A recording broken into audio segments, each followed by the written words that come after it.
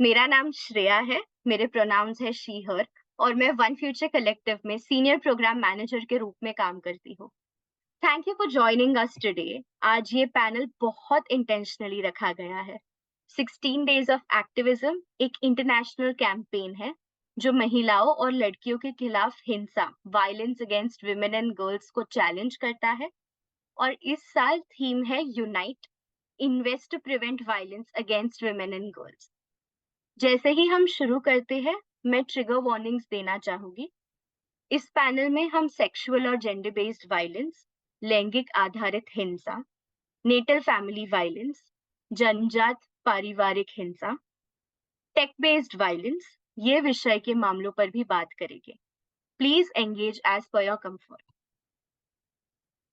आज हम जो मिले हैं 16 डेज ऑफ एक्टिविज्म का थीम फॉलो करते हुए, हम सब यहाँ आए हैं एकजुट होने के लिए on the panel working towards prevention of sexual and gender-based violence by One Future Collective. One Future Collective हम एक feminist नारीवादी संस्था है. Our vision is of a world built on social justice, led by communities of care. We fight for the right of each person to live a life of safety, dignity, and belongingness by catalyzing people power and building just institutions. और आज हमारे साथ जुड़े हैं ये panel के लिए काफ़ी ज़्यादा अच्छे लोग। जब मैं अच्छे कहती हूँ, मेरा मतलब है ये वो लोग हैं जिनके लिए सामाजिक न्याय में, सोशल जस्टिस के बारे में जब बात करते हैं, इनका काम रूटेड है sexual and gender based violence के इंटरसेक्शंस में। इनफैक्ट मैं चाहूँगी कि हमारे पैनलिस्ट्स यदि आप खुद को इंट्रोड्यूस करना चाहें और अपने काम के बारे में भी थोड़ा बताना चाहें। वर्षा, अगर आपसे शुरू करें, फिर मनस्विनी, किंजा, याशिता। Hello hi. मेरा नाम वर्षा है और मेरे प्रोनाउन शी और दे हैं और मैं नजरिया क्वेयर फेमिनिस्ट रिसोर्स ग्रुप के साथ काम करती हूँ। हम एक क्वेयर फेमिनिस्ट आइडियोलॉजी से काम करते हैं। हमारा मेन फोकस जो है, हमारा जो विजन है वो ट्रांस और क्वेयर लाइफ्स को विजुअलाइज कराना है और उनके राइट्स के ऊपर काम करना है।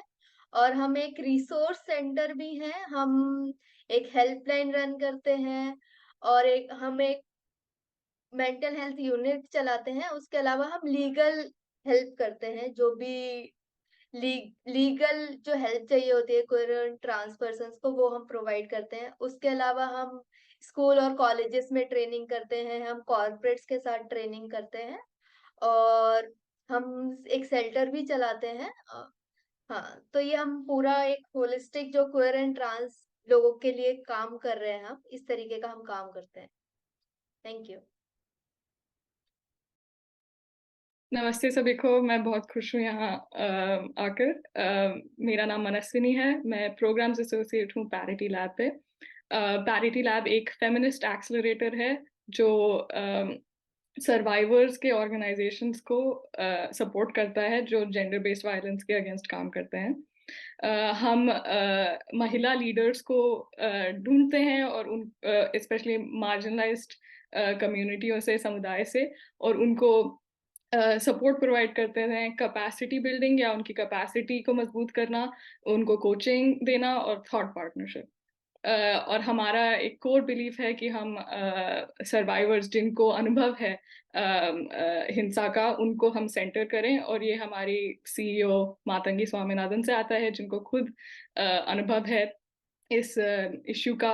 और हम चाहते हैं कि हम सबसे ज़्यादा मार्जिनलाइज महिलाओं को एम्पावर करें और उनको इंस्पायर करें।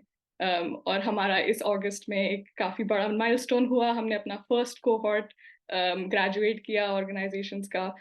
और वो 3 रूरल ऑर्गेनाइजेशंस हैं जो इंडिया में काम करते हैं, एक झारखंड से, एक महाराष्ट्र से और एक उत्तर प्रदेश से। तो हाँ, बहुत खुश हूँ मैं इधर होने के लिए। Hello everyone.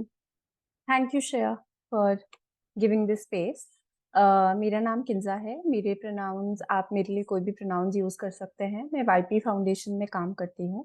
वाईपी फाउंडेशन में मैं एक SRHRJ sexual reproductive health rights and justice की थीमेटिक के कोऑर्डिनेटर हूँ। हमारी संस्था जो है वो यंग लोगों के साथ, युवाओं के साथ जुड़कर बहुत अलग-अलग थीमेटिक पे काम करती है, जिससे हम जेंडर इक्विटी और सोशल जस्टिस के थ्रू तरफ जा सकें, एक नैरेटिव बिल्ड कर सकें। यंग लोगों के साथ हम स्पेसेस क्रिएट करते हैं जिन पे हम मर्दानगी, मैस्कुलिनिटीज़, क्वेयर राइट्स, हम यंग एडोलेसेंट्स के साथ भी काम करते हैं, उनकी फेमिनिस्ट लीडरशिप पे, हम एबॉर्शन राइट्स पे काम करते हैं।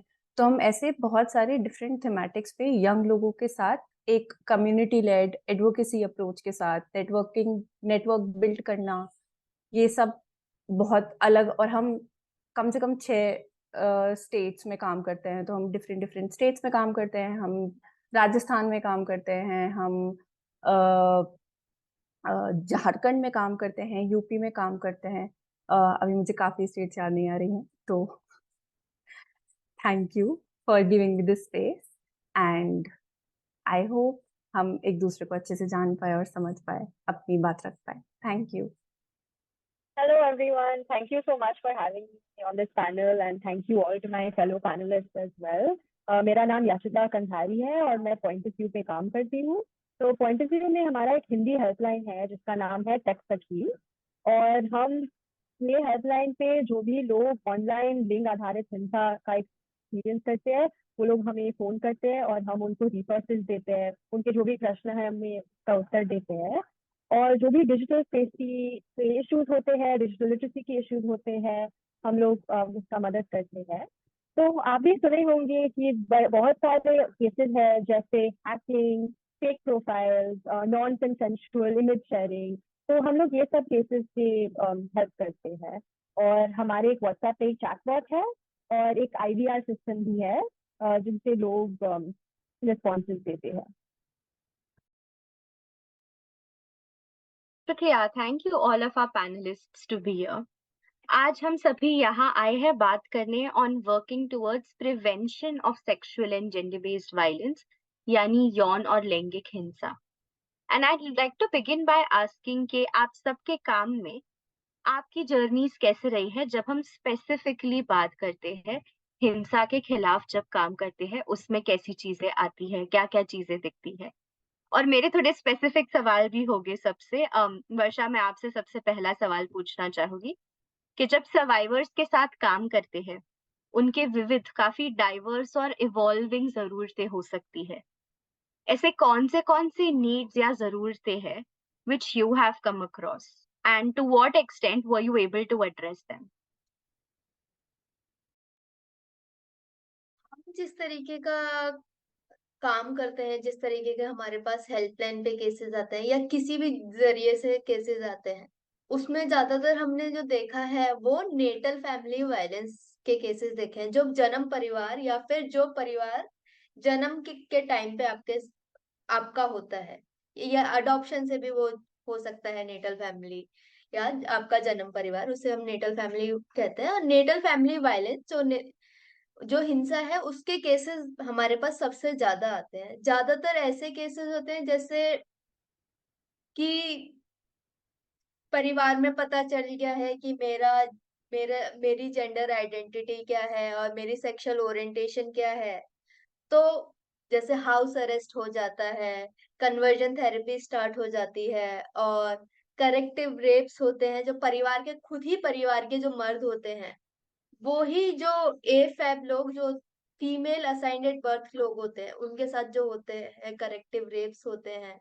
इस तरीके के हमारे पास आते हैं। और फोर्स्ड मैरिजेस भी हो जाती हैं। जैसे ही पता चला, सबसे पहला जो परिवार का जो एक होता है कि आप शादी करके इसे निकालना है, इसे तभी सही होगा सब कुछ, शादी कर देंगे तो शायद सब ठीक हो जाएगा। तो इस तरीके के हमारे पास केसेस आते हैं।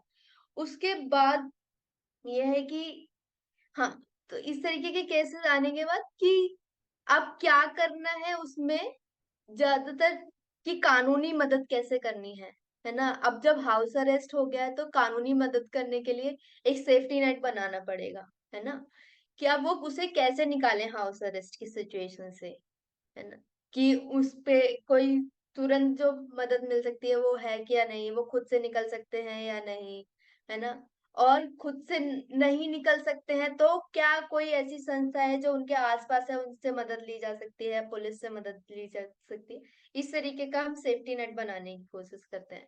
उसके बाद आता है कि मेंटल हेल्थ, बहुत ज्यादा उसमें मेंटल हेल्थ अफेक्ट होती है जब इस तरीके के वायलेंस लोग झेलते हैं, है ना। ये बहुत ही ज्यादा इम्पैक्ट करता है मेंटल हेल्थ। तो हम मेंटल हेल्थ सपोर्ट प्रोवाइड करने का कोशिश करते हैं। मेंटल हेल्थ सपोर्ट के बाद कि शेल्टर है कि नहीं, जब वो घर से निकल गए शेल्टर है कि नहीं, उसे शेल्टर की नीड होती है, इस, है ना। उसके बाद लाइवलीहुड, ज्यादातर लोग क्योंकि इस तरीके के वायलेंस के बाद ज्यादातर लोग घर से निकलना चाहते हैं। जब निकलना चाहते हैं तो वो कहाँ रहेंगे, और ज्यादातर लोग वो ऐसी सिटीज में आते हैं जैसे दिल्ली हो गया, बैंगलोर हो गया, कोलकाता हो गया ना, क्योंकि सिटी में हम थोड़े होपफुल होते हैं कि शायद मेरे को कुछ जॉब मिल जाएगी, शायद मेरे को कोई रहने की जगह मिल जाएगी जहां मेरा परिवार मेरे को नहीं जानता होगा, आसपास के लोग नहीं जानते होंगे, तो मैं एक नई लाइफ स्टार्ट करूँ, है ना। तो लाइवलीहुड का भी उसमें सवाल आता है। तो इस तरीके की हमने नीड्स देखी है सर्वाइवर्स की, जो पूरा एक समझ सकते हैं कि होलिस्टिक नीड्स जो है वो है मेंटल हेल्थ सपोर्ट, कानूनी सपोर्ट, और शेल्टर सपोर्ट, और लाइवलीहुड सपोर्ट। उसके बाद कम्युनिटी का जो सपोर्ट होता है कि अब कम्युनिटी बनानी है ना। क्योंकि सब तो छूट गया, परिवार छूट गया, जहां पे रहते थे वहां के दोस्त छूट गए, है ना, छूट गए, तो अब सपोर्ट चाहिए क्योंकि कुछ है नहीं। अब वो इंसान अकेला है, अपने पार्टनर के साथ भी आया तो भी पार्टनर ही पार्टनर नहीं है, पार्टनर ही लाइफ नहीं बन जाता। उसके बाद दोस्त भी चाहिए, कम्युनिटी चाहिए, तो वो एक सपोर्ट प्रोवाइड करने की कोशिश। ये हमारे नीड्स जो हमने अभी तक देखे हैं, जो नीड्स आते हैं। Thank you. शुक्रिया वर्षा ये शेयर करने के लिए। मैं काफी बार बचपन में सोचती थी कि करेक्टिव सेक्सुअल असॉल्ट का क्या मतलब है, क्योंकि कोई भी तरीका का हिंसा तो हिंसा ही होता है। जब हम पनिशमेंट की भी बात करें, रिसर्च के साथ साथ शायद हमारे खुद के एक्सपीरियंसेस भी हमें बताए कि पनिशमेंट भी जब कहते हैं तो वो शारीरिक और मानसिक, फिजिकल और मेंटल दोनों हेल्थ को अफेक्ट करेगा ही। पनिशमेंट, एंटाइटलमेंट, पेट्रियार्की, पितृसत्ता, ये सारी चीजें जब एक साथ मिल जुड़ती है, तब ऐसे शब्द आते हैं जहां हम करेक्टिव भी कहते हैं, या ऐसी चीजें हम कहते हैं नॉर्मल है या तो वैलिडेट की जाती है, पर हमें पता है ये गलत है। और आपने जैसे कहा कि सर्वाइवर्स की सब साथ जब बात आती है तो उनके होलिस्टिक वेलबींग की काफी जरूरत होती है। और एक काफी इम्पोर्टेंट पॉइंट आपने रखा कि कम्युनिटी केयर, पूरे समुदाय में रहना। How do we as a community come in together to ensure that we can create a safe space? I think that is a very powerful thing, so thank you for sharing that. जैसे हम बात कर रहे हैं sexual and gender based violence के prevention के बारे में भी, Kinja I have a question for you actually. महिलाओं और क्वियर लोगों के लिए जब एसआरएचआर की बात आती है और हिंसा का प्रिवेंशन, ये सब कैसे जुड़ा होता है? Is this even having any intersection at all? Thank you पहले तो ये सवाल पूछने के लिए। और क्योंकि इस सवाल के जवाब से पहले मैं अपना खुद का लिव्ड एक्सपीरियंस शेयर करना चाहूँगी। जब मैं ग्रो कर रही थी एज अ मुस्लिम क्वेयर, कैसे एसआरएचआर का एक्सेस ना होना, कितना हमें लगता है कि कोई कोई कोई रिश्ता नहीं है वायलेंस और सेक्सुअल रिप्रोडक्टिव हेल्थ राइट्स का, पर बहुत बहुत ज़्यादा इंटरसेक्टेड है, बहुत ज़्यादा कनेक्टेड है, बहुत ज़्यादा कनेक्शन है। और मैं कहानी शेयर करूँगी अभी अपने बारे में। तो जब मैं बड़ी हो रही थी, तो एक प्रैक्टिस होती है गुसल प्रैक्टिस, जो एक प्योरिफिकेशन प्रैक्टिस होती है। प्योरिफिकेशन मतलब खुद को साफ करने की प्रैक्टिस होती है। जैसे हर कम्युनिटी में कोई ना कोई रिलीजियस प्रैक्टिस, कल्चरल प्रैक्टिस हम देखते हैं। इस तरह से ये प्रैक्टिस होती है कि मेंस्ट्रुएशन के बाद, माहवारी होने के बाद, मास्टरबेट करने के बाद, अपने साथ खुद प्लेजर में इन्वॉल्व होने के बाद, या किसी और के साथ आप फिजिकली या सेक्सुअली इन्वॉल्व हो रहे हैं, उसके बाद आपको एक प्योरिफिकेशन बात लेनी होती है, गुसल। और उस एक्टिविटी, उस प्रैक्टिस के साथ साथ आपको ये भी मेक श्योर करना है कि उस गुसल से पहले आप अपने प्यूबिक, अपने जेनिटल्स हैं और अपने अंडर आर्म्स हैं उधर के, आप अपने हेयर रिमूव करें और एक भी बाल नहीं रहना चाहिए। और अगर आप नहीं कर रहे हैं तो आप साफ नहीं है, आप पाक नहीं है, आप प्योर नहीं है। इस प्रैक्टिस की वजह से बहुत सारे, क्योंकि मुझे बहुत छोटी उम्र में बहुत सारे केमिकल प्रोडक्ट्स यूज करने पड़े अपनी बॉडी पे, जिसकी वजह से बहुत सारे इन्फेक्शंस हुए, बहुत सारी क्रॉनिक इलनेसेस आई मेरी जिंदगी में। और ये सिर्फ मेरी जिंदगी में नहीं, मेरे आसपास में कम्युनिटी में जितने भी क्वेयर लोग थे, जितनी भी महिलाएं थी, वो सब ये प्रैक्टिस कर रही थी। और सिर्फ गुसल की एक प्रैक्टिस तक सीमित नहीं था, जिसका मानसिक रूप से तो आपके ऊपर बहुत फर्क पड़ ही रहा था, शारीरिक रूप से भी पड़ रहा था। फिर अगर आप एक सेम सेक्स से अट्रैक्शन, या आप एक सेम सेक्स रिलेशनशिप में आना चाहते हैं, आप एक क्वेयर इंसान है, आप नॉन बाइनरी इंसान है, तो आपको जो एक रूढ़िवाद सोच होती है कि आप अननेचुरल हैं, आप बीमारी हैं, तो वो उस सोच के साथ गुजरना पड़ता है।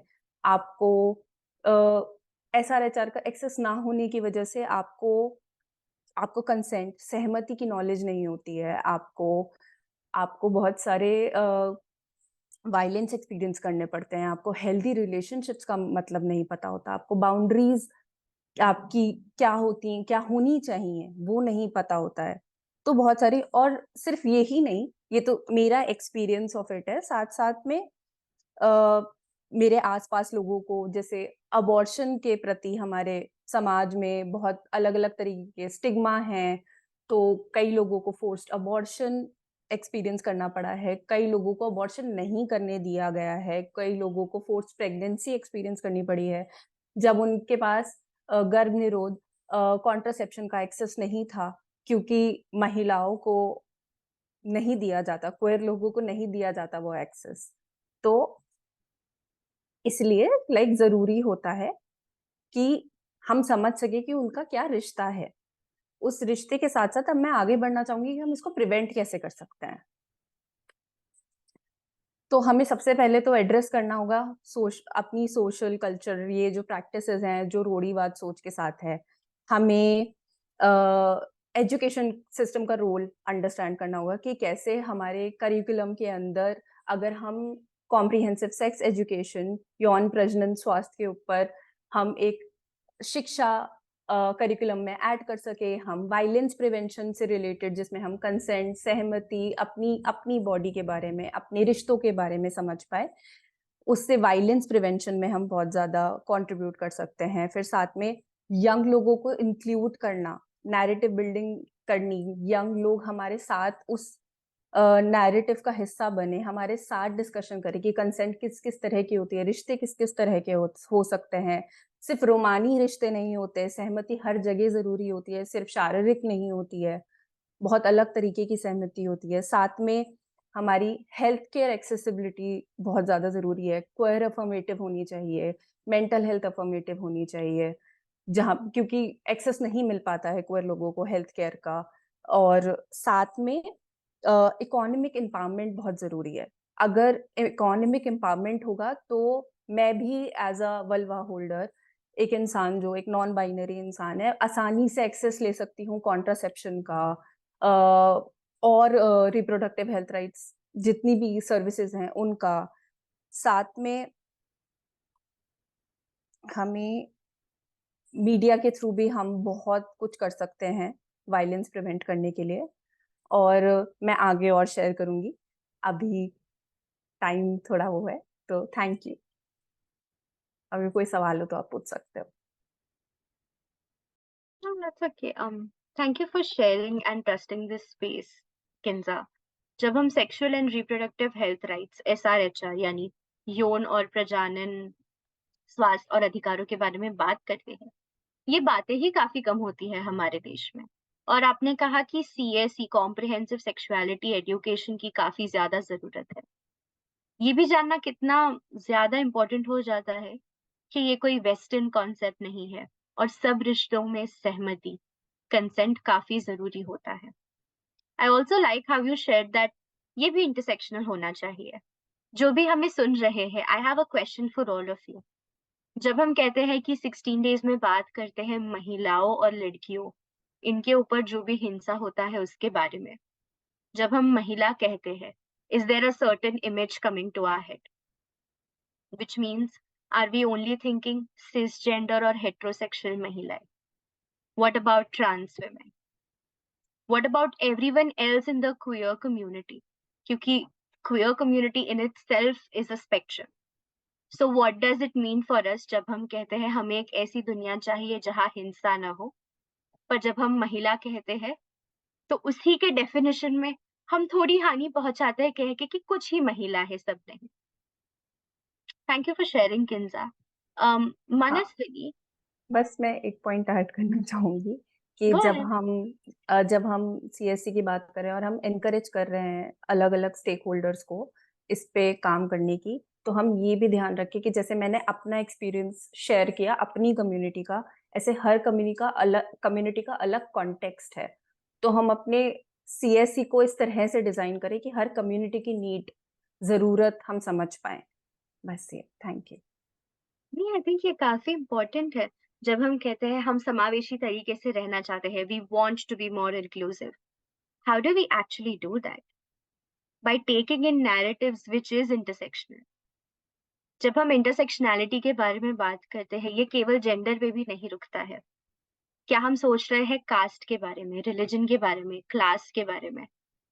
क्या हम सोच रहे हैं एचआईवी स्टेटस के बारे में, सिटीजनशिप स्टेटस के बारे में? ये सारी चीजें काफी ज्यादा इंपॉर्टेंट हो जाती है। So thank you Kinza for sharing. Manasvini, I have a question for you next. जब हम समुदाय यानी कम्युनिटी लेड इनिशिएटिव्स के बारे में बात करते हैं, और आपका काम भी इसी में है काफी, उसमें ऐसे कौन से इनोवेटिव अप्रोचेस है जो आपने देखे होंगे जो कम्युनिटीज यूज करती है for prevention of violence? Thank you so much question के लिए। अभी तक का कॉन्वर्सेशन सुन के बहुत एनर्जाइज हो रही हूँ मैं, इतने अच्छे थॉट्स हैं इधर। So thank you everyone for sharing दोस।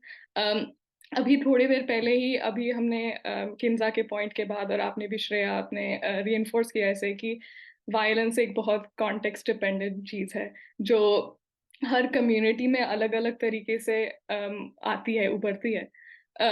और ये चीज़ पैरिटी लैब का एक बहुत ही कॉर्नरस्टोन है ये हमारे काम में, क्योंकि हम जानते हैं कि हर कम्युनिटी में वायलेंस के डिटर्मिनेंट्स, जो चीज़ें वायलेंस स्टार्ट करती हैं, वो बहुत अलग दिखते हैं। काफ़ी कॉमनैलिटीज़ भी हैं, पर जैसे आप बोल रहे थे इंटरसेक्शनल आइडेंटिटीज़ के साथ वो अलग अलग तरीके से उभरते हैं। सो पैरिटी लैब का ये ईथॉस है कि सबसे ज़्यादा जिनको नॉलेज है कि अपनी कम्युनिटी में क्या सॉल्यूशंस काम करते हैं, वो कम्युनिटी के एक्टर्स हैं, जो लीडर्स हैं उन खुद की कम्युनिटी में, उनको अपने कम्युनिटी का कॉन्टेक्स्ट सबसे ज़्यादा पता होता है और उनमें क्या सॉल्यूशंस यूजफुल हो वो उन्हीं को पता होता है। पर काफ़ी ये कॉन्वर्सेशन में उनकी वॉइस और उनकी आवाज़, उनका पावर और उनका नॉलेज काफ़ी डिसरिगार्ड हो जाता है। तो ये बहुत ज़रूरी है कि हम उनके आवाज़ को अपलिफ्ट करें। तो जिन कम्युनिटियों के साथ हम काम करते हैं, जिन ऑर्गेनाइजेशन के साथ हम काम करते हैं, वो अपनी कम्युनिटीज़ को बहुत ज़्यादा समझते हैं और बहुत इनोवेटिव अप्रोचेस यूज़ करते हैं अपने खुद की कम्युनिटीज़ को जो भी ज़्यादा सूटेबल हो। तो फॉर एग्जांपल हमारी एक ऑर्गेनाइजेशन, पार्टनर ऑर्गेनाइजेशन सामर्थ्य, जो महाराष्ट्र में काम करते हैं, वो एक बहुत ही कॉम्प्लेक्स कॉन्टेक्स्ट में, अपने जैसे हर कॉन्टेक्स्ट कॉम्प्लेक्स है, उनका भी कॉम्प्लेक्स है। वो mainly denotified nomadic tribal community के साथ काम करते हैं, जो बहुत हिस्टोरिकली उनको मार्जिनलाइज किया हुआ है, उन्हें समुदाय से हटाया हुआ है, उन्हें ब्रिटिश कॉलोनियल टाइम से उन्हें क्रिमिनल ट्राइब्स बुलाया हुआ है। तो उधर बहुत ही ज़्यादा वायलेंस है, क्योंकि बहुत इकोनॉमिक डिसएडवांटेज है, जैसे किंजा ने बताया, वो एक इम्पॉर्टेंट डिटर्मिनेंट है। ऐसे उसके साथ कास्ट वायलेंस भी वो एक्सपीरियंस करते हैं, और इसके बीच में हम लिंग हिंसा और यौन हिंसा भी एक्सपीरियंस करते हैं वो। तो उधर ही हमारी एक विमेन लीडर हैं, रंजिता जी, जिनको हम सपोर्ट करते हैं, जो सामर्थ्य को लीड करती हैं, और उनका एक इनोवेटिव अप्रोच है कि वो पुरुषों और लड़कों को एंगेज करते हैं जेंडर बेस्ड वायलेंस प्रिवेंशन में। ये अभी उभर रही है ये टेक्निक, काफ़ी जगहों पे, पर उस कम्युनिटी के लिए बहुत ही इनोवेटिव है। और ये उनके साथ उन्हें 250 लड़कों और पुरुषों के साथ उन्हें इंगेज किया है, उन्हें लिंग समानता के बारे में एजुकेशन दी है और कैसे नेगेटिव मैस्कुलिनिटी से हटें उसकी एजुकेशन दी है, ताकि ये क्लियर हो जाए कि ये एक महिलाओं की इश्यू नहीं है, जैसे आपने बोला, ये एक सोसाइटल इश्यू है, सबको इसमें इन्वॉल्व होना ज़रूरी है। वैसे एक और हमारी ऑर्गेनाइजेशन है झारखंड महिला उत्थान, जो विमेन को पॉलिटिकल पार्टिसिपेशन में ट्रेनिंग देती हैं। जैसे अभी हमें पता है कि पंचायत में 1/3 काउंसिल सीट्स विमेन के लिए रिजर्व्ड हैं, और ये बहुत अच्छी बात है, पर सिर्फ रिजर्वेशन तक हम नहीं रुक सकते। उन जो विमेन पोजीशंस में हैं उन्हें ट्रेन करना बहुत ज़रूरी है। तो ये अप्रोच भी झारखंड महिला उत्थान बहुत इनोवेटिवली उनने अपने कम्युनिटी के लिए सॉल्यूशन निकाली है। तो इन सारे सॉल्यूशंस को देखकर एक और इनोवेटिव लार्जर पर्सपेक्टिव आता है, जो पैरिटी लैब ये करने की कोशिश करती है कि इन सारे कम्युनिटी लेड इनोवेटिव महिलाओं की सोच को हम एक जगह पे कलेक्टिवली इकट्ठा करें, क्योंकि वो एक दूसरे से फिर सीख सकते हैं, एक कम्युनिटी बना सकते हैं, और ये इससे एक सामूहिक आंदोलन का एक पावर निकलता है। वो एक दूसरे से सपोर्ट कर पाते हैं, साथ में एडवोकेट कर पाते हैं एक दूसरे के राइट्स के लिए, और एक नॉलेज शेयरिंग हो सकती है इससे। तो वो एक खुद का पैरिटी लैब का एक इनोवेटिव अप्रोच है इस स्पेस में, ताकि सारे प्रिवेंटिव जो काम चल रहे हैं उनको हम एक साथ जुटकर एक कलेक्टिव मूवमेंट बना सकें। तो हाँ, ये है kind of community lead initiatives का इम्पोर्टेंस और innovation. Thank you for sharing this. ये सवाल इसलिए जरूरी हो जाता है, काफी बार हमें सिर्फ लीगल जस्टिस या कानूनी न्याय ही दिखे, क्योंकि शायद हमें यही कहा गया है कि न्याय तो यही हो सकता है। इसमें जरूरी नहीं है कि सबको कानूनी न्याय के बारे में पता हो और वो अफोर्ड भी कर पाए, पर साथ ही साथ ये भी जरूरी हो जाता है कि काफी बार मुझे शायद कानूनी न्याय नहीं चाहिए, या उसके साथ साथ मुझे अलग तरीके के न्याय विकल्प भी चाहिए। जब हम इसके बारे में बात करते हैं, काफी बार समुदाय कम्युनिटीज ऐसे काम ऑलरेडी कर रहे होते हैं, और इसलिए ये उदाहरण भी काफी महत्वपूर्ण है। Thank you so much for sharing, Manasvini. I also have one question for you, Yashita. जब हम बात करते हैं टेक्नोलॉजिकल बेस्ड वायलेंस, तकनीकी आधारित हिंसा के बारे में और उसके प्रिवेंशन के बारे में, इस पे ध्यान देना क्यों जरूरी हो जाता है? क्योंकि अब तक हमने जितनी बात की है वो इन पर्सन जैसे मिलते हैं या आसपास क्या चल रहा है उस हिसाब से ही हो रहा है। इसमें टेक्नोलॉजी कहाँ से आती है और उसका क्या महत्व है? Thank you so much for your questions, Priya. And I just want to say I'm very inspired just hearing about everyone's work. It's very incredible. So at Point of View, we firmly believe that the online world is simply a continuation of the offline. So that's the role of our digital safety helpline Textly. So Textly की शुरुआत 14 फरवरी 2022 को हुई थी, और अगस्त 2022 से हमारी क्षमता काफी बढ़ गई है। तो हम टेक्नोलॉजी जेंडर बेस्ड वायलेंस की केसेस को एड्रेस करने में ज्यादा सफल हुए हैं। तो अब तक हमने अबाउट 17,000 से अधिक कॉल्स प्राप्त हुई है, जिनमें से लगभग 35% TFGDD यानी technology facilitated gender based violence से रिलेटेड है। तो ये सब कॉल्स में डिजिटल सुरक्षा के संबंधित चिंताएं शामिल थी। For example issues of impersonation, sextortion, image based abuse, harassment और ब्लैकमेल। तो हमारे रिस्पॉन्डर सर्वाइवर्स को step by step trouble shooting में हेल्प करते हैं और समस्याएं की रिपोर्ट कराने की तरीके में बताते हैं। So the responses and the guidance that is given varies depending on the case. We provide guidance on how to report on platforms, how to file a complaint on the National Cybercrime Portal, and also refer people to legal aid services in case they require it.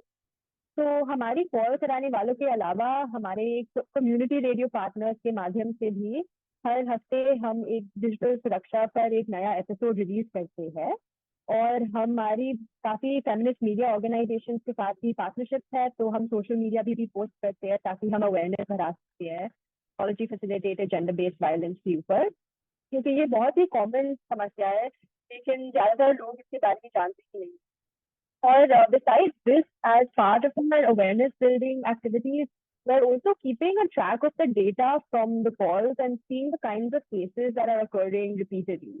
For example, one very common type of case is hacking, but we see that hacking is done by a known person, a friend, a family member, either because a lot of times people share devices at home, and or because women are not allowed to the complete freedom to use these devices in their own privacy. They're asked to share passwords with family members or friends. Another very common type of violence happens under the guise of romantic relationships, where women share intimate videos or images that are later used to blackmail or threaten them, and they're threatened to be posted non-consensually. It's also very, very common for women to receive harassing calls and messages, often with sexually explicit content. So it's very important to build awareness and knowledge of common cases so we can better learn how to protect ourselves. Thank you for sharing that Yashita. मेरा actually एक सवाल है, जब हम बात करते हैं password sharing की, how is that connected to someone's gender and patriarchy? Gender और पितृसत्ता का क्या रिलेशन है, या हिंसा वायलेंस का क्या रिलेशन है एक पासवर्ड शेयरिंग चीज के साथ? Yeah, so oftentimes women are not allowed the same freedom to use devices at home as the men in the family are, as male members in the family are. So even if, say, someone has a brother, oftentimes he is allowed to have a mobile phone and she is not. And we've seen that in our engagements with the community as well. There's also a very common case that keeps happening. And oftentimes this is kind of given the excuse of, protecting women, because it's kind of, the message is that the online world is unsafe and there are lots of dangerous people out there. So that's why women have to be protected and her password has to be shared so that her activity has to be monitored. And of course, I think because social media, anything that you post can be accessed by anyone, there's also a tendency that women have to be posting the right kinds of things. They're not allowed to freely express themselves because what they say have a consequence maybe on the family image. And so that's one reason. Another reason is that in some families, they're not supposed to be talking to men or their activity online, who they're engaging with, that has to be monitored. So essentially, it all connects to the fact that women are surveilled, and password sharing is just one example of that. Thank you for sharing that Yashita. I think जो भी हमें सुन भी रहे हैं, मेरे पास कुछ एक दो सवाल है जो मैं चाहूंगी हम भी सोचें।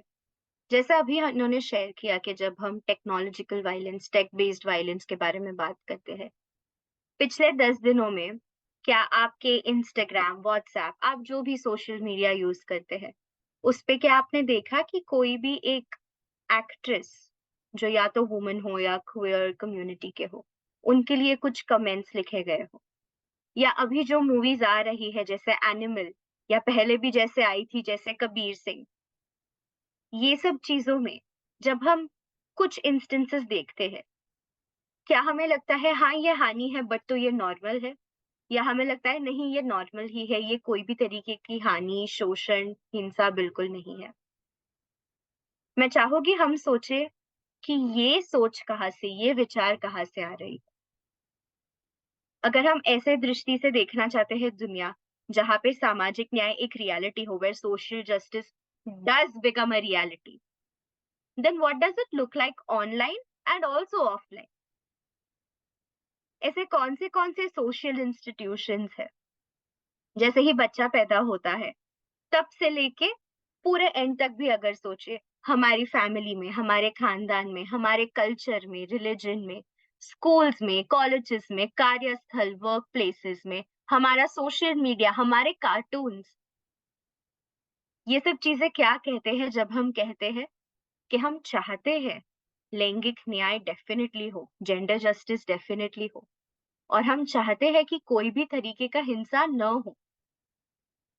पर अगर रोजमर्रा की जिंदगी में हम यही चीजें देखते हैं, तो क्या वो कुछ तरीके से, अगर बड़ी भी नहीं, छोटी छोटी तरीके, जैसे एक विचार सोचना कि यही सही है, क्या ये चीजें हमारे लिए आ रही है? यदि आ रही है तो हम इस पर क्या करना चाहेंगे? यदि नहीं आ रही है तो हमारी सोशल रियलिटीज क्या है फिलहाल? Just leaving some reflection questions. But yeah, Varsha, Kinza, Manaswini, I know that हमने काफी चीजों के बारे में बात की है, यशिता ने भी फिलहाल शेयर किया है। क्या आपके पास और कोई उदाहरण है? क्या आप और कुछ शेयर करना चाहेंगे before we move on to our next question? मैं सिर्फ ये ऐड करना चाहूंगी, जब हम हिंसा की बात करते हैं तो हम हिंसा सिर्फ शारीरिक हिंसा से या यौनिक हिंसा से जोड़ देते हैं, बट हमारी रोजमर्रा की जिंदगी में, जैसे याशिता ने शेयर करे कि पासवर्ड पासवर्ड से लेके सोशल मीडिया का एक्सेस ना होना, फोन का एक्सेस ना होना, ये ऐसे वायलेंस है, ऐसी हिंसा है जो बहुत नॉर्मल है कि हाँ, लड़कियों के पास फोन नहीं होना चाहिए, जिसके पास योनी है उसके पास ना तो वही, जैसे मैंने बताया कि SRHR का एक्सेस नहीं होना चाहिए, उनका HR का एक्सेस ना होना। अगर किसी को गर्भ निरोध के बारे में पता ही नहीं है तो उसके साथ फोर्स्ड प्रेगनेंसी हो रही है और वो हिंसा है। अगर किसी को पता ही नहीं है कि किसी ने मेरे साथ संबंध बनाते हुए कॉन्डम रिमूव कर दिया तो वो एक रेप है, वो इंफॉर्मेशन का एक्सेस ही नहीं है, तो हिंसा बहुत अलग अलग तरीके से हो रही है। हिंसा सहमति के बिना किसी के साथ, और सहमति सिर्फ शारीरिक सहमति नहीं, सहमति को तोड़ना अलग अलग तरीकों से, इंफॉर्मेशन विद होल्ड करना, चीजों का एक्सेस और सर्विसेज का एक्सेस ना देना, वो सब भी हिंसा में आता है।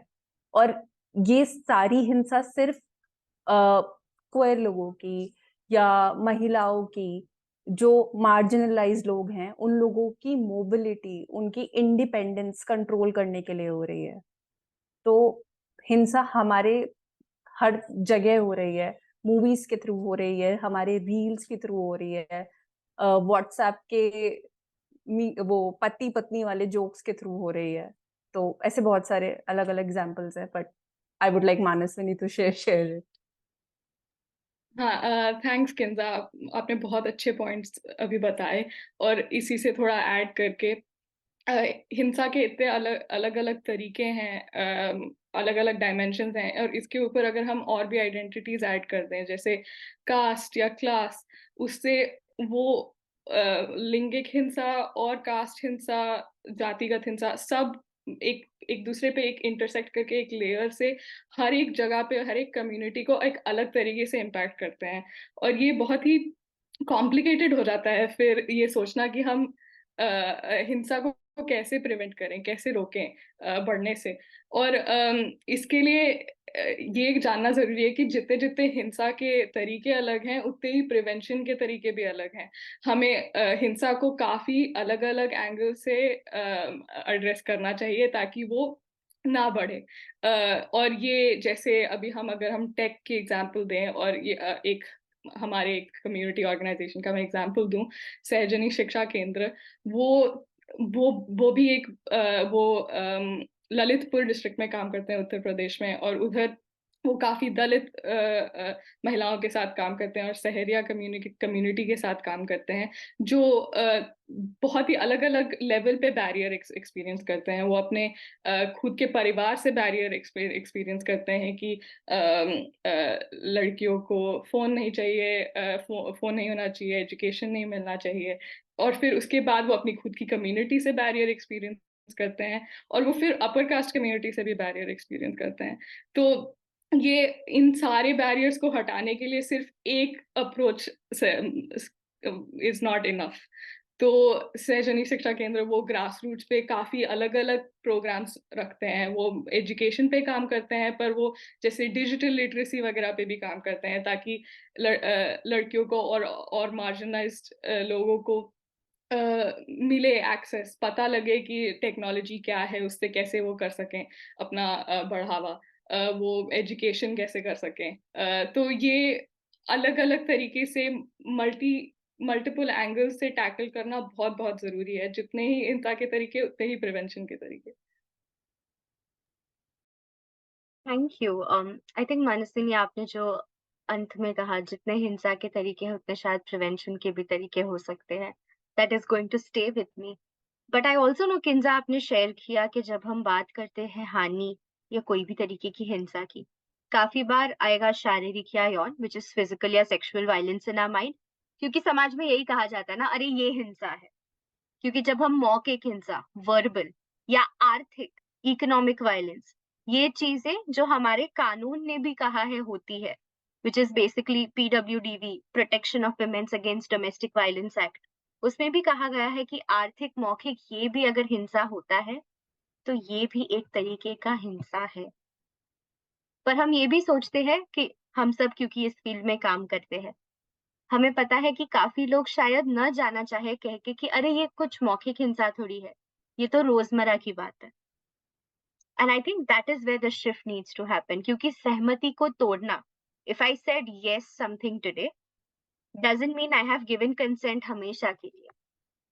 आई थिंक मनस्विनी, आपने भी एक काफी इंपॉर्टेंट सवाल और एक काफी इंपॉर्टेंट प्रॉम्प्ट उठाया है जब हम कहते हैं इंटरसेक्शनैलिटी के बारे में। मैं जब मूवीज देखती थी बचपन में, और मैं काफी पुरानी मूवीज देखती थी, तब केवल हुआ करता था, तो काफी बार कुछ मूवीज आती थी जहाँ पे कहा जाता था कश्मीर की कली है ये, because you are from an exotic location, ये फेटिशाइजेशन, बचपन से देखना कि ये ऑब्जेक्टिफाई करना तो रोजमर्रा की बात है। आई ऑल्सो नो कि कास्ट और जेंडर का एक इंटरसेक्शन है जो आया है, और काफी बार लोग कहते हैं कि ये तो दो अलग अलग चीजें हैं।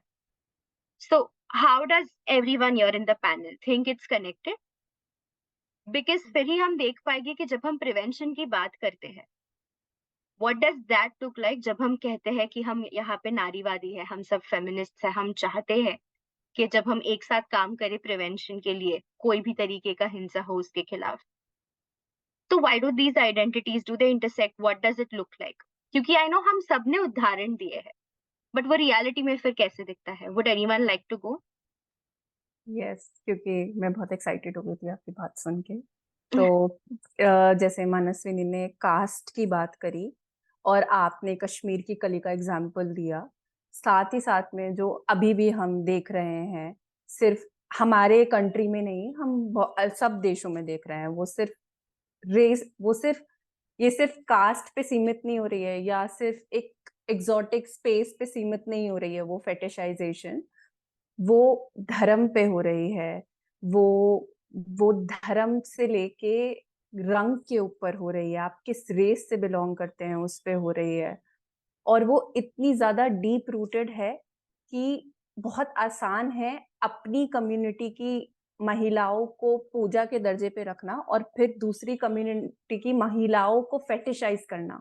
और ये सिर्फ एक कम्युनिटी में नहीं हो रहा है, ये सब कम्युनिटी में हो रहा है, और उस कम्युनिटी और ये बहुत छोटे छोटे तरीके से हो रहा है कि मुसलमान महिलाएं बहुत खूबसूरत होती हैं, बहुत गोरी होती हैं, या पंजाबी लड़कियों के बाल बहुत अच्छे होते हैं। बहुत अलग अलग एग्जाम्पल्स होते हैं, ये सिर्फ एग्जाम्पल्स हैं जो, पर ये सोच इतनी ज्यादा डीप रूटेड है जिसके वजह से जब वायलेंस होते हैं या राइट्स होते हैं, तो उसमें सबसे पहले जो अटैक होती हैं वो दूसरे कम्युनिटी की महिलाएं या क्वेयर लोग होते हैं, और वो उस टाइम पे इतने वल्नरेबल पोजीशन पे होते हैं क्योंकि वो एक्वायर और बहुत ज्यादा पावर डायनेमिक्स की बात आ जाती है, सत्ता।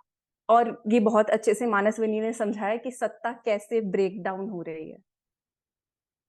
तो सत्ता बहुत इंपॉर्टेंट रोल प्ले करता है। उसके बाद आप लोग कुछ शेयर कर सकते हैं। तो मैं सत्ता एक ऐसी चीज है जो मैं चाहूंगी कि सब शेयर करें कि सत्ता कैसे एक्सपीरियंस कर रहे हैं हम सब हिंसा में। हाँ वर्षा, बोलना चाहते या जब हम कास्ट और क्लास की बात करते हैं तो हम अपने केसेस में ये देखते हैं कि बहुत ही अलग तरीके के केस होते हैं। जब हम मार्जिनलाइज्ड कास्ट और क्लास की जब हम बात करते हैं तो हमारे पास जब केसेस आते हैं वो अलग तरीके के आते हैं। उन मतलब कि ये है कि एक तो एजुकेशन बहुत ही बड़ा सवाल हो जाता है कि एजुकेशन इतना नहीं है ना, इतना सपोर्ट नहीं है और किसी का कम्युनिटी से कभी मिले ही नहीं, है ना। तो कम्युनिटी का कौन है, कम्युनिटी वो नहीं है, यहाँ पे कोई है ही नहीं। और इस तरीके के केसेस होते हैं जैसे जब क्लास और कास्ट जब डोमिनेंट कास्ट से लोग आते हैं, हायर क्लास से लोग आते हैं, वो बहुत ही अलग तरीके के केसेस होते हैं। वहां पे भाषा है उनके पास, है ना, लैंग्वेज है, दोस्त है, कम्युनिटी है। पर केसेस जो होते हैं वो बहुत ही तब एक जो उनका जब परिवार जब इस केस में इन्वॉल्व होता है तो वो पूरी पावर लगा देते हैं, मतलब इतनी ज्यादा कि उसे निकाल के ही, मतलब उनका होता है कि इसे तो निकाल के ही रहेंगे हम, जहां पे भी प्रोटेक्शन है कुछ नहीं फर्क पड़ता है फिर ना। इतना ज्यादा प्रेशर बनाया जाता है हर इंस्टीट्यूशन पे, पुलिस पे बनाया जाता है, कोई संस्था है उस पे बनाया जाता है। तो उस तरीके के बहुत अलग एकदम डाइवर्स तरीके के केसेस आते हैं। यहाँ पे आप जब मार्जिनलाइज क्लास और कास्ट की जब बात करते हैं तो आप अलग तरीके से वो केस करते हैं पूरा, क्योंकि यहाँ पे बिल्कुल सपोर्ट है ही नहीं, भाषा भी नहीं है, पहली बार निकले वहां से, है ना। और यहाँ पे बहुत ही अलग तरीके के केसेस है। इस तरह से हम वो फिर हम पूरा अपना जो भी प्लानिंग होती है वो अलग तरीके से करते हैं उस केस। क्या आप बताना चाहेंगे कि आप क्या अलग प्लानिंग करते हैं, बिकॉज यू मेंशन्ड इट? कि एक तो ये है कि जैसे अगर डोमिनेंट कास्ट से आया है और हायर क्लास से आया है पर्सन, तो उसका सेफ्टी का हमें एक तो ये देखना पड़ता है कि हम तुरंत हमें हाई कोर्ट से प्रोटेक्शन लेना पड़ता है ना। तुरंत हमारा ये है कि अब हाई कोर्ट से प्रोटेक्शन लेना पड़ेगा, क्योंकि परिवार पूरा रिसोर्स यूज करने वाला है यहाँ पे कि उसे वो लेके जाएगा। तो हाई कोर्ट में जाना हमारा प्रायोरिटी बन जाता है यहाँ, है ना। और दूसरे में ये है कि क्ला लोअर क्लास है, मार्जिनलाइज्ड कास्ट है, तो इतना रिसोर्स नहीं है, पर उसको ज्यादा सपोर्ट चाहिए यहाँ। यहाँ पे उसको शेल्टर का भी सपोर्ट नहीं चाहिए, यहाँ पे शायद उसके पास पैसे भी नहीं है, एजुकेशन भी इतना शायद नहीं होगा, है ना। तो लाइवलीहुड कैसे दिया जाए, शेल्टर कितने दिन टाइम तक दिया जाएगा यहाँ पे, वो है। यहाँ पे भी पूरा परिवार ट्राई करता है, पूरा ट्राई करता है, पर हमने ये देखा कि यहाँ पे जब मार्जिनलाइज्ड कास्ट से लोग आते हैं तो परिवार कुछ टाइम बाद मान भी जाता है और लोग वापस जाते हैं, मिलते हैं उनसे। ये मतलब ये एक अच्छी चीज देखी है हमने कि लोग परिवार वापस जाते हैं, परिवार में मिल के आते हैं, फिर वापस आते हैं। तो वो एक कम्युनिकेशन थोड़ा होने लगता है, वहां पे लोग थोड़ा सा नर्म दिल से करने लगते हैं चीजें, वो तो है। Thank you for sharing Varsha. I think ये काफी इंपॉर्टेंट पॉइंट है कि अगर कोई ओप्रेसर कास्ट का है, आपके पास सब रिसोर्सेस है, सब चाहेगे ना बोलो, क्योंकि एक पूरी समुदाय की इज्जत एक औरत के बॉडी में होती है, शरीर में होती है। पर अगर कोई ओप्रेस्ड कास्ट के हो, यदि कोई दलित, बहुजन, आदिवासी कम्युनिटी के सर्वाइवर आए मदद के लिए, तब क्या मैं बोल भी पाऊंगी कि ये हो रहा है? क्योंकि शायद पुलिस कह रही है ये काफी नॉर्मल चीज है। और मैं ये कहूंगी, भनवरी देवी के केस से लेके हाथरस केस से लेके आज तक जो केसेस हो रहे हैं, आज हम कोई भी न्यूज़पेपर उठाए हम देख सकते हैं कि ये इंटरसेक्शंस है, और ये इंटरसेक्शंस जरूरी है एक्नॉलेज करना। और ये तो बस हमने कुछ चंद चीजों के बारे में कहा है, इससे भी कई ज्यादा पहचाने होती है, जो हम चाहेंगे कि हमें जो भी सुन रहे हैं, हम सब इसके बारे में सोचें। For our panelists, I think ये काफी valuable insights है। Thank you for sharing all of this. जैसे हम पैनल के अंत में आ रहे हैं, मेरा एक सवाल है आप सबसे। जब हम बात करते हैं sexual and gender based violence के प्रिवेंशन के लिए and to strengthen our work together, right, भले ही हम अलग अलग अप्रोचेस से कर रहे हैं, पर हमारा काम एक ही है। इसमें किस तरीके के मल्टी स्टेक होल्डर इंटरवेंशंस है जो जरूरी हो जाते हैं?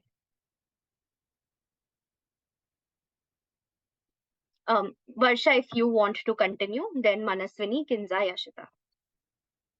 ये अगर हम यहाँ पे बात करें तो हमें एक तो पुलिस जो है वो बहुत ही इम्पोर्टेंट रोल प्ले करता है हमारे यहाँ पे केसेस में, क्योंकि पुलिस प्रोटेक्शन हमारा, अगर कोई आया है पर्सन अपने घर से निकल के किसी भी तरह से, पुलिस में जाना है और प्रोटेक्शन लेना है ना।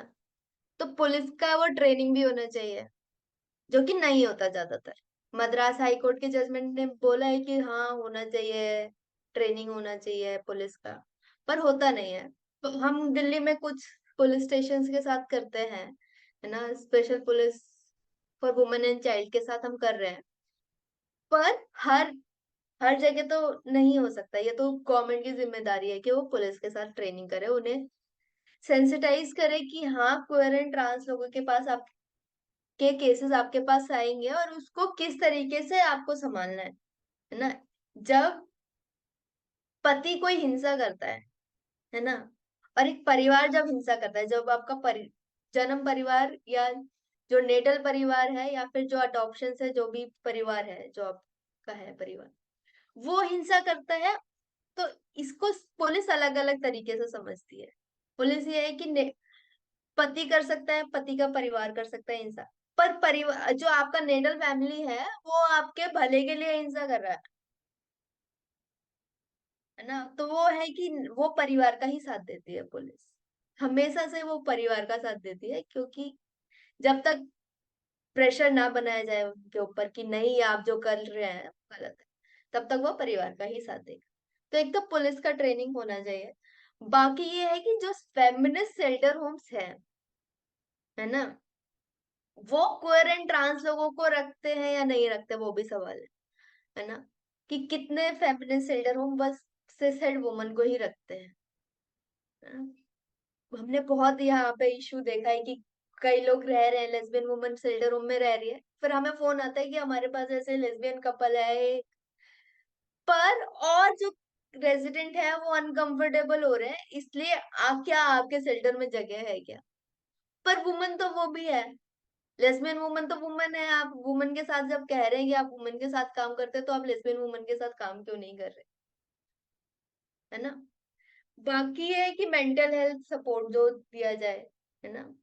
और जो अभी एक शक्ति वाहिनी एक जजमेंट है ना, सुप्रीम कोर्ट का 2018 में आया था, शक्ति वाहिनी वर्सेस यूनियन ऑफ इंडिया, उसमें ये है कि जो स्टेट है, अगर कोई ऑनर किलिंग हो रही है, वो कैसा भी कपल हो, उसमें ये नहीं लिखा सिसेट कपल है, एक उसमें ये है कि कोई भी कपल हो, इंटरकास्ट इंटरफेथ, एनी कपल जिसकी शादी हुई है नहीं हुई है, अगर ये ऐसा वातावरण बन रहा है वहां पे कि ऑनर किलिंग हो सकती है या ऐसा कोई ऑनर क्राइम हो सकता है उसके साथ, पर्सन के साथ, तो उसको वो पुलिस सेफ्टी प्रोवाइड करे, है ना, जो और जरूरत पड़े तो शेल्टर में भेजे।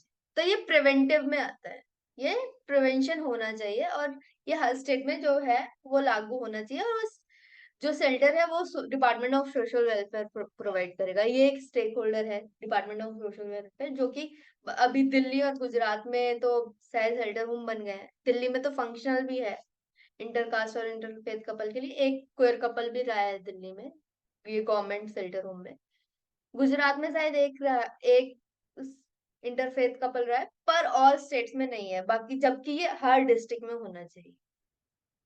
जो पूरा इंडिया है उसके हर डिस्ट्रिक्ट में एक स्पेशल सेल, जिसमें police, department of social welfare और या तो वो department of women and child या फिर ST SC सेल हो, वो नहीं है और होना चाहिए। ये सब मतलब जिम्मेदारी है स्टेट की, है ना। ये हाँ, बस यही कहना था मुझे। Thank you.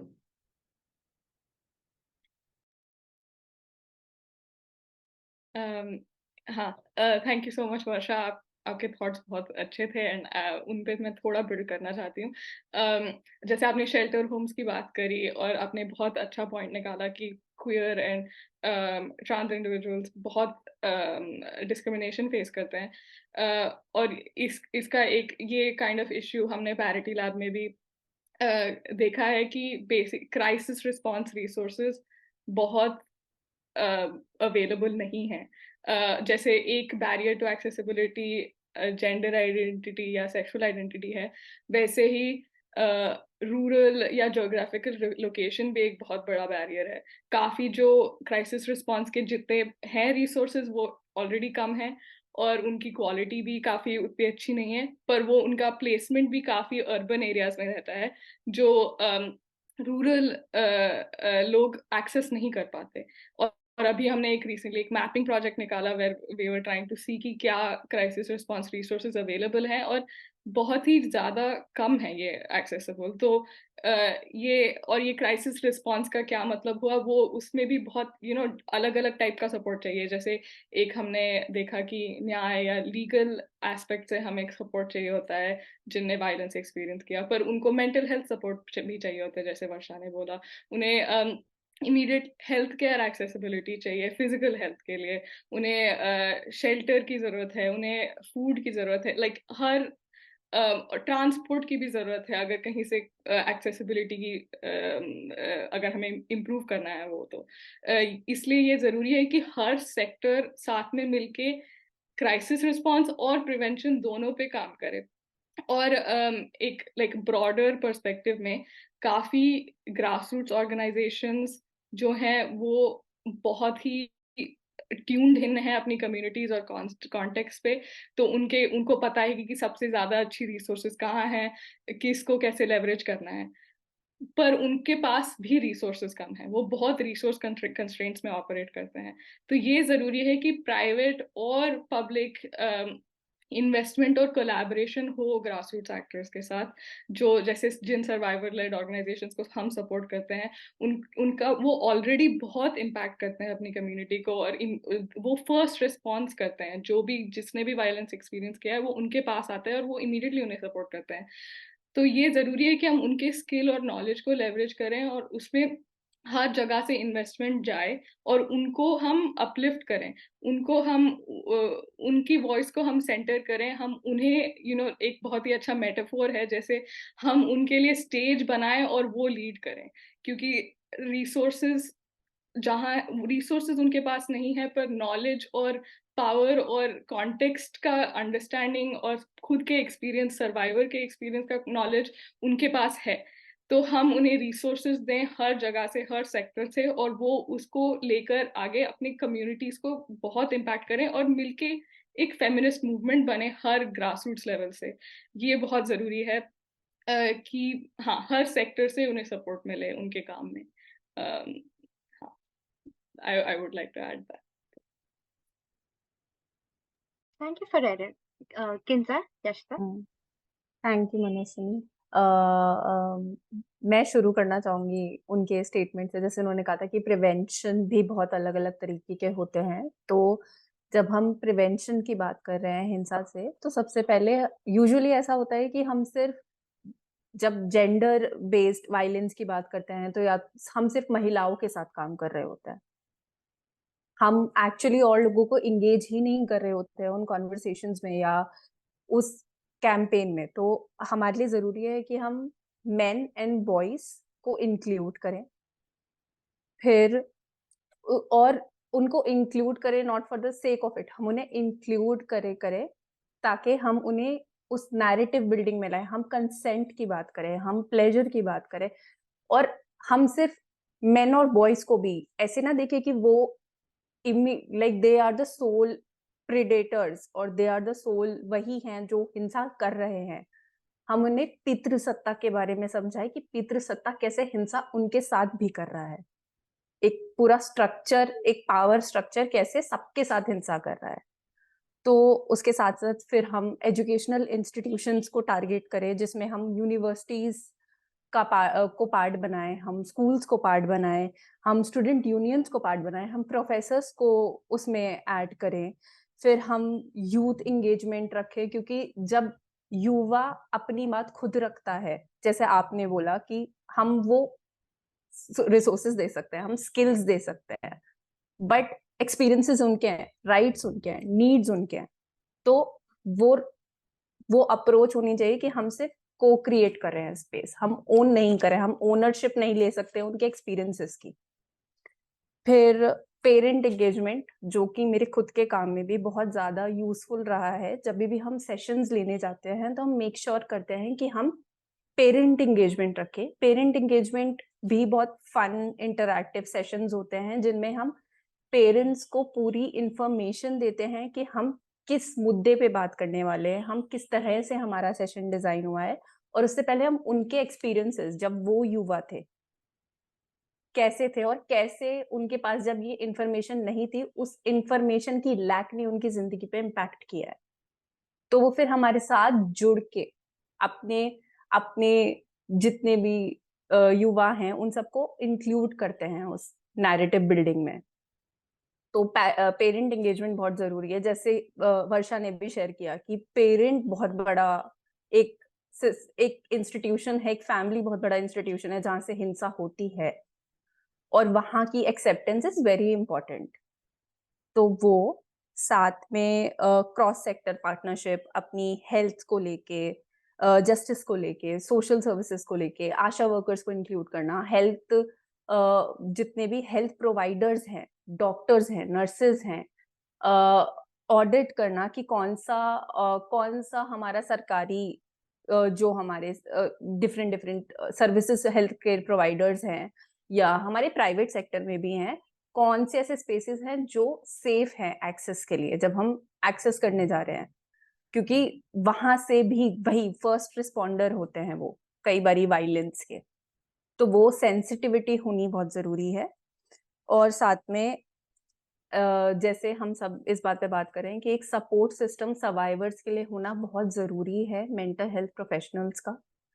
और उसकी लैक की वजह से भी, क्योंकि कई बारी हिंसा इतनी कॉम्प्लेक्स है और इतने अलग अलग कॉन्टेक्स्ट में है कि हम उसको ब्रेक डाउन नहीं कर सकते जब तक एक मेंटल हेल्थ प्रोफेशनल साथ में ना हो। तो थैंक यू। यशिता, आप शेयर कर सकते हैं। हाँ, थैंक यू। ये सेंसिटिविटी की बात बहुत ही महत्वपूर्ण है, और पुलिस और कानूनी पेशावरों को भी टीएचसीबी के मुद्दे पर भी सेंसिटिव बनाना होगा।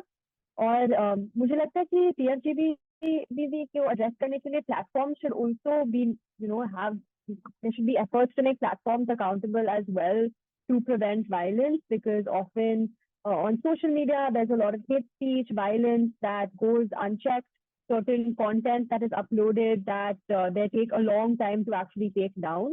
So there have to be better mechanisms put in place to actually effectively address this.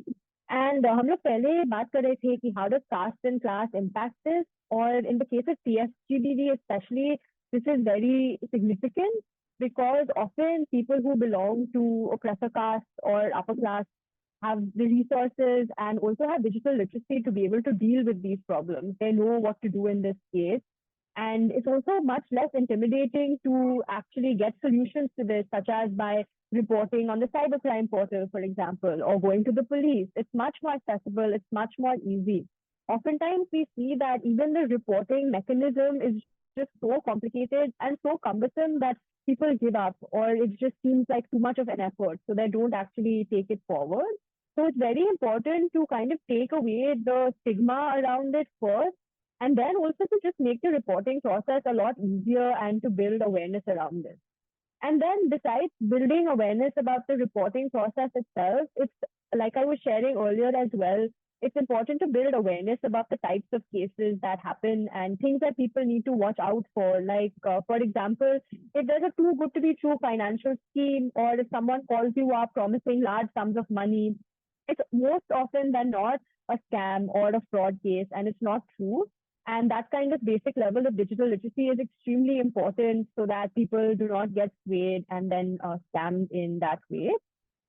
And ultimately, as everyone else was also sharing, that it is important that, to acknowledge that tech violence doesn't happen in a vacuum. I mean, as you were saying, that it's also men who actually need to kind of get involved, to be trained about how not to spread violence, and the correct ways to behave. And I think similarly, I think that women should be empowered to actually use digital technology, to know that digital spaces are also safe for them to freely express themselves, to engage with other people. There should be less fear to be online. And even in cases where women and gender minorities experience based violence online, there's a certain stigma around it. And I feel like survivors, there's a tendency to blame yourself and you've done something wrong. You've kind of gone out of your bounds, which isn't true at all.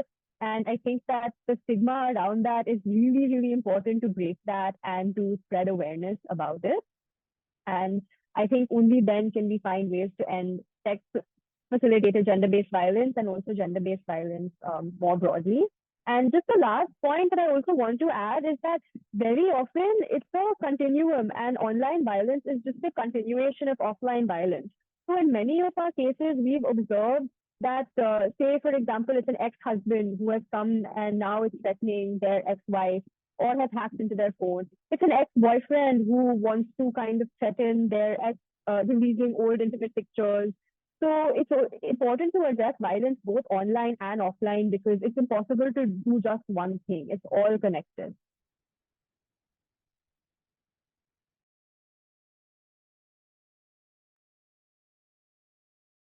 Thank you everyone. I think इतनी ज्यादा चीजें आई है, जैसे जब हम women और girls, महिलाओं और लड़कियों के बारे में बात करते हैं, ये परिभाषा में हम किन को गिन रहे हैं और किसे छोड़ रहे हैं। What about trans and queer folks? जब हम मल्टी स्टेक होल्डर इंटरवेंशन, अलग अलग लोग कैसे इसमें काम कर सकते हैं। सबसे पहले स्टेट, कानूनी तरीके से पुलिस, वकील, सबको सिखाना कि ट्रॉमा इन्फॉर्म काम कैसे हो सकता है, जिसका मतलब है सबसे पहले तो समझना कि जब हम हानि कहते हैं, जब हम हिंसा, शोषण कहते हैं, ये सारी चीजें मौखिक, आर्थिक, ये भी शोषण, ये भी हिंसा होती है। और साथ ही साथ क्या मेरे शब्दों या बर्ताव से सर्वाइवर या विक्टिम को कोई हानि पहुंच रही है? अगर हाँ, तो इसे कैसे बदल सकते हैं? मैं जानती हूँ हमने इंटरसेक्शनैलिटी के बारे में काफी बात की, and also how support should not only be post aid but also preventative, जिसका मतलब है हम रुके नहीं ये सोच के कि हाँ केस आएगा तब देखेंगे क्योंकि समाज ने कहा ही है कि केसेस आएंगे, पर प्रिवेंट इट एज वेल, जिसका मतलब है हर सोशल इंस्टीट्यूशन माने family, schools, colleges, social media, religion, कार्यस्थल, शादी, इन सब जगहों में हम कैसे इन चीजों के बारे में बात करें। We pass the mic. जब हम लैंगिक न्याय के बारे में सोचते हैं, तो क्या हम सारे जेंडर के साथ काम करना चाहते हैं, हर एक आइडेंटिटी के साथ? To talk with boys and men, किशोर और पुरुषों के साथ भी बात करना कि टॉक्सिक मैस्कुलिनिटी, ये मर्दानगी का जो आइडिया है, ये सोच का मतलब क्या होता है, आपके जीवन में ये कैसे दिखेगा या कैसे दिख सकता है, क्या हम ऐसे रहना चाहते हैं? आई नो हमने कहा यंग लोगों के लिए नॉलेज, बट साथ ही साथ with other age groups as well and other groups in general, जैसे मेरे पेरेंट्स, केयर गिवर्स, सबको समावेशी तरीके से गिनकर चर्चा करना।